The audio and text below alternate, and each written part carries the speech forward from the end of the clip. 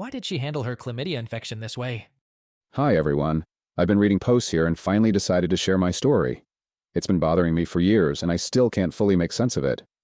Back in 2021, I was still with my soon-to-be ex-wife. Let's call her Kate. We'd been together for 14 years at that point, and she was my first and only partner. I've never been unfaithful, not even once. At the time, she developed a stubborn cystitis. Since I work in the medical field and live in Germany, I treated her according to guidelines with antibiotics I could prescribe.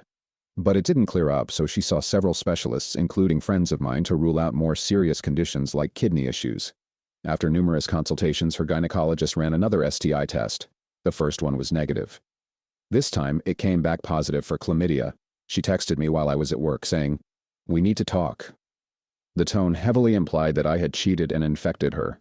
I was blindsided. When I got home, we talked about it. I immediately went to a doctor and got tested for chlamydia. For those who don't know, testing for chlamydia as a man is not a pleasant experience. I even had blood work done to check for acute or old infections. Everything came back negative. I paid for all of this out of pocket. I asked her to go back to her gynecologist to retest in case it was a false positive or a sample mix-up, and to check her blood for antibodies to determine if this was an old or new infection. She refused, claiming her gynecologist wouldn't retest her. We ended up rationalizing it as either a lab error or an old infection from a past relationship that somehow reactivated, though medically, that's nearly unheard of, less than 1 in 1,000 cases. I tried to move on, but something didn't sit right with me.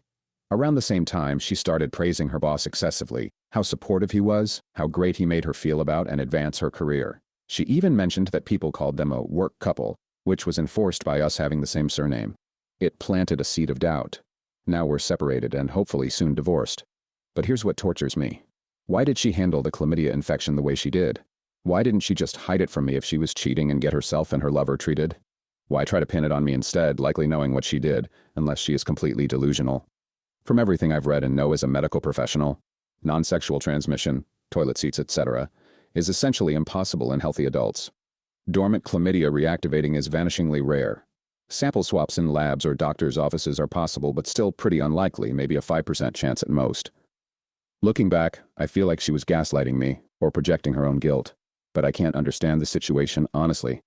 If anyone has been through something similar or has insights, I'd love to hear your thoughts. This still eats at me years later. Thanks for reading.